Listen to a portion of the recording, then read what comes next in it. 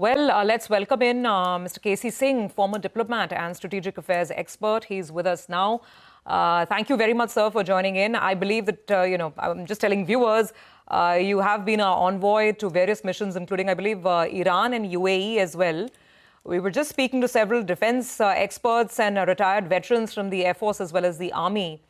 Now, from your diplomatic lens, sir, I mean, is there, we've been, of course, building and reaching out to our allies, but will the allies do the needful in exerting some sort of pressure on Pakistan to now back down? Do you think the diplomatic route will yield desired results?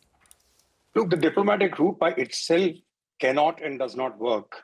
It's in combination with what is happening between India and Pakistan. Mostly what we've seen over the last 48 hours, even as it escalated, attacks have been on military facilities. They're very specific attacks. Even yesterday, the swarm drone attacks by Pakistan were on Jammu, Udhampur, which is the Northern Army Command Center, and Pathankot. So essentially, even though it looked like civilian areas are getting attacked, other than line of control where civilians are being hit, so far both India and Pakistan are hitting military facilities and testing each other's capabilities in the air. The ground troops haven't got involved. We haven't crossed on the land the border or the LOC. Now that's a positive. The negative is that it's been all kinds of weapons have been traded. But the positive side is diplomatically. Yesterday, the Saudi Deputy Foreign Minister was in Delhi. He met our Prime Minister. And this morning, the Saudi Foreign Minister is arriving or has already arrived in Islamabad. So the Saudis are playing that role. And we've also seen since last night, the Americans are also giving stronger statements. Till now, President Trump appeared completely distracted, unattached to what was happening here, which was quite different from the last time around. In 2019, the Americans were directly involved. But the statements now coming are saying, de-escalate at once. So I think the Saudis are fronting for the Americans, and the IMF loan is coming up. Americans have that lever. They don't have to be in Islamabad. They can press that lever. They can stop that loan or they can allow it to go through. So what we can see is that today, while this diplomacy is on, there is a window, there's a narrow window available that public opinion on both sides is satisfied. Pakistanis will tell their people, look, we hit so many missiles and drones and the Indians are on the back foot.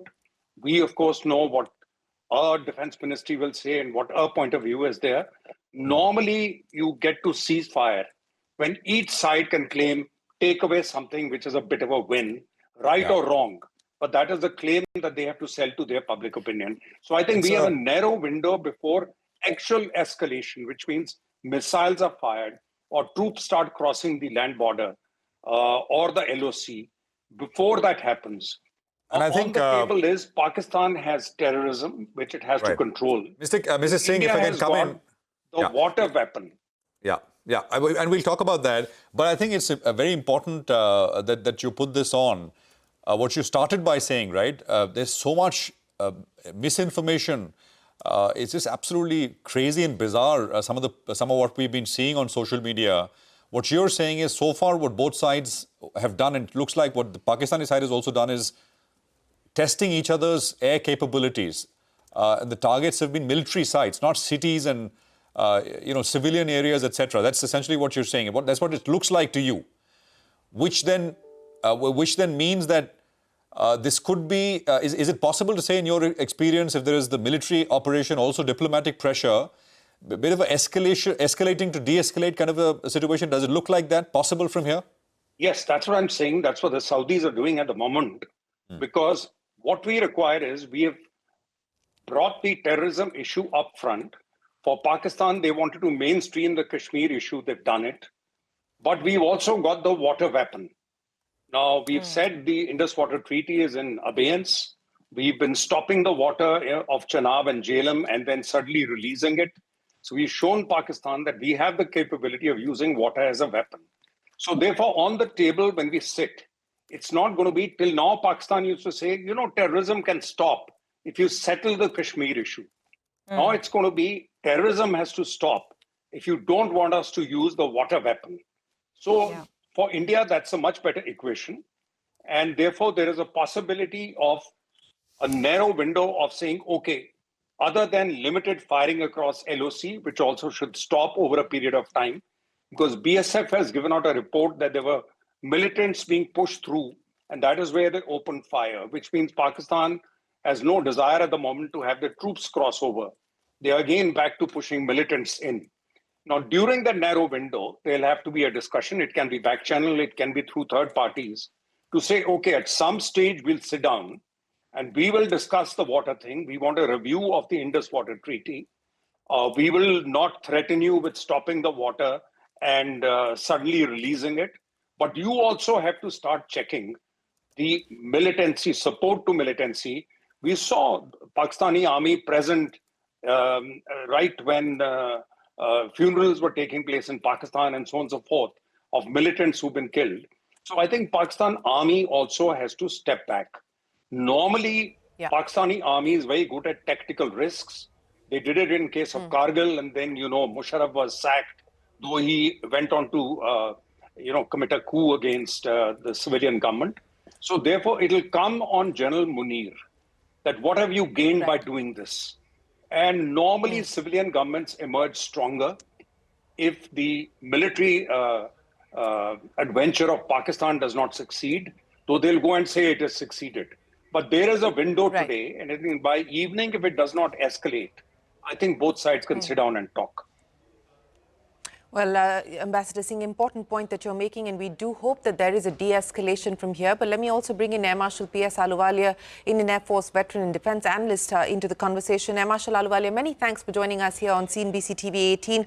What we have seen overnight and over the last 48 hours is the significant use of drones, Air Marshal Ahluwalia. This is drone warfare underway at this point in time. The Indian defense establishment saying that we've shot down between 45 to 50 drones overnight. Of course, the targets have been military establishments along the north and the west.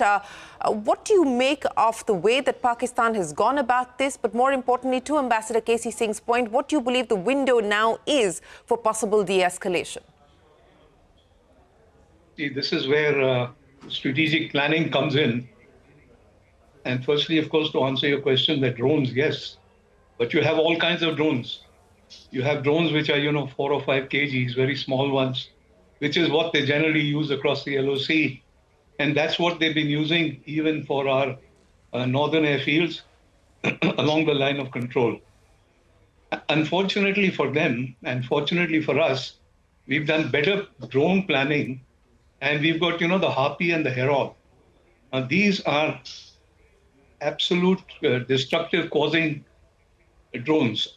They are let loose, they don't need to come back, and they inflict a great amount of damage. So we have used them very effectively. And to go back to the main strategic thinking here, we have actually played our cards very well.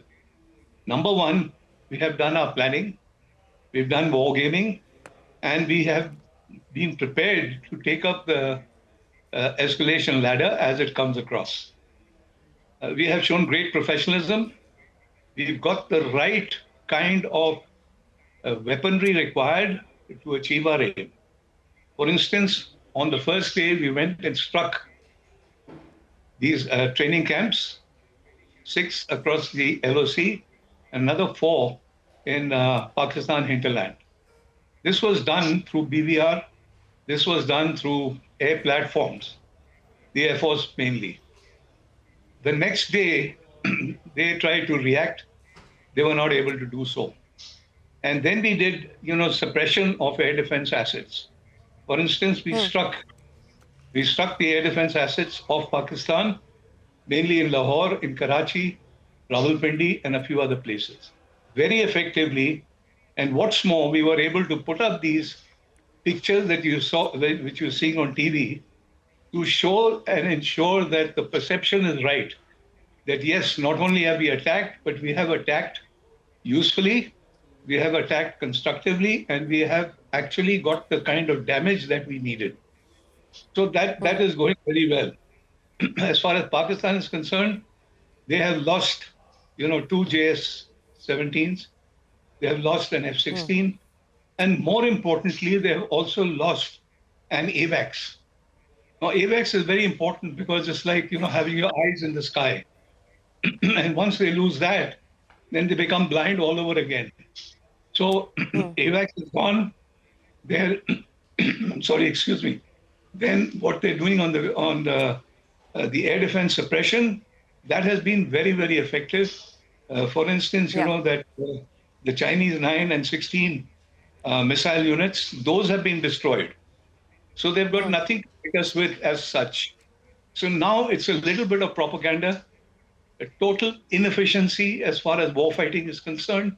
They're not achieving anything, just letting fly these small little drones, which can hardly cause any damage.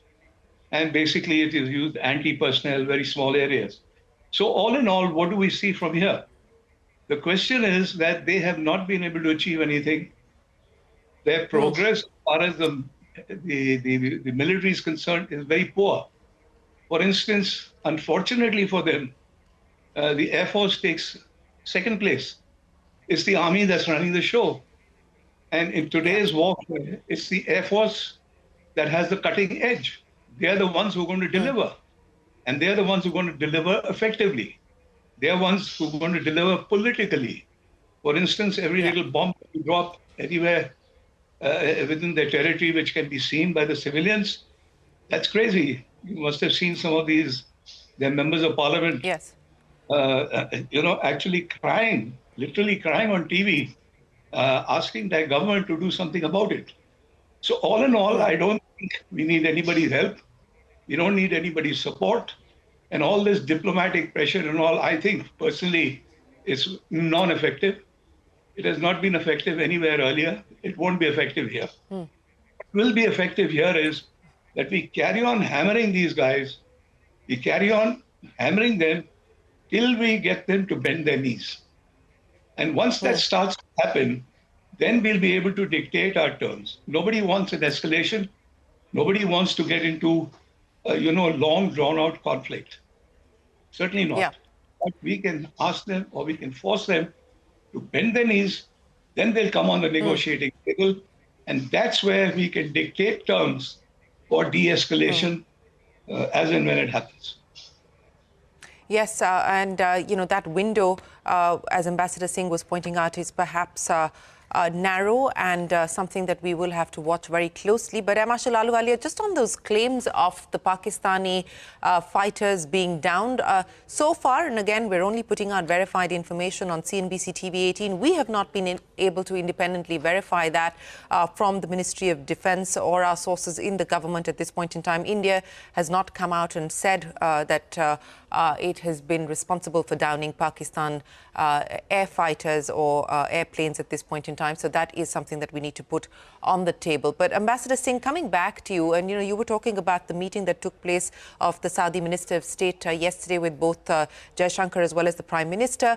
You also probably have taken note of the statement that came in, or not the statement, but the comment that came in from the US Vice President J.D. Vance in a conversation on Fox News, where he's essentially said, and I quote, "We're not going to get involved in the middle of the war between India and Pakistan. Getting involved in the tensions between India and Pakistan is fundamentally none of our business and nothing to do with the ability of America to control it. US is going to pursue this through diplomatic channels." We also know that Secretary Rubio has been in conversation with the External Affairs Minister. How do you read the comment that's come in from J.D. Vance and the role that the US is likely to play? And also an important meeting this evening of the IMF, where a further bailout to Pakistan is going to be up for decision. The Foreign Secretary yesterday sending that message out, saying that countries who decide to support Pakistan are supporting terror. Do you believe that we could perhaps see an impasse at the IMF meeting? Look, I would discount what Vice President Vance says. He plays the good cop and the bad cop. We've seen it in case of various issues, whether it's relationship with Europe, whether it's something he pleases his master by taking these extreme positions. But Marco Rubio, as we know, is also the NSA. He's got more and more power. And therefore, I think for pragmatic purposes, President Trump is relying on Rubio, whereas for making noise and taking extreme positions, Vance comes in. So we should pay more attention to what Rubio is doing. Rubio has said, we need de-escalation now, which means the Saudis are talking to both sides. They're doing it obviously in tandem with US. And US has this lever. They can stop the IMF loan. We can't stop it. We can make noise. But essentially, it's US that can stop it. Now, that lever would probably be in play. And that is why I said the whole of today is important. Pakistan can take away from this and tell their own public, look, we fired so many drones, we brought down Indian planes, we've done that. That propaganda helps them to step back. And then on the Indian side, of course, we know Air Marshall Ahluwalia has already told us we have countered everything Pakistan has flung at us, and we've got spare capacity. Pakistan knows it. And therefore, this is a new kind of war. This is not 65, 71, or Kargil. There are no troops involved here.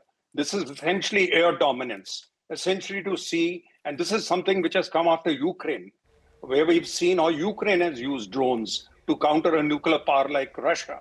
So this is new warfare that we're seeing in South Asia. And dominance in that new warfare is a new kind of dominance. And it may not be visible, but as far as the forces of Pakistan army is concerned, they would have seen that they cannot handle it. And we'll know today, but at the same time, we should not discount it, that the Pakistani army is led by very bigoted and very determined general. And they tend to make tactical mistakes. Time and again, we've seen it. Whether it's 71, whether it's Kargil, or anything else, they tend to get Pakistan into a mess, into a strategic mess. And today, the civilian government is weaker than ever before. Younger Sharif is not as strong as his elder brother was when he took on Musharraf, because you got the real powerful politician, Imran Khan, is in jail, who's the common enemy of Sharif and the Pakistani army. So there is an entirely different political situation there, and globally, it's a fragmented thing. Where US used to play the arbiter, it is no longer willing to play that openly. That's what Vance is saying. That we will apply the diplomatic pressure, but we don't want to get involved with it, which is in keeping with their stance on Ukraine, on Gaza, and various other things. But there is something happening behind the scenes. And I think if the signals have been read by the Pakistani army, they would step back. They would step back not because the government can control them, they'll step back because reality check would be made and the international pressure comes in. And so the next 12 hours are important. Yes, the next 12 hours are crucial. And again, you know, to this point being made about facts versus fiction, and there is a lot of fiction masquerading as fact online and including mainstream media channels. So as we've been pointing out, we're only putting out verified information. There are a lot of deep fakes circulating at this point in time, including many, that have gone viral. So we're being very mindful of that as well.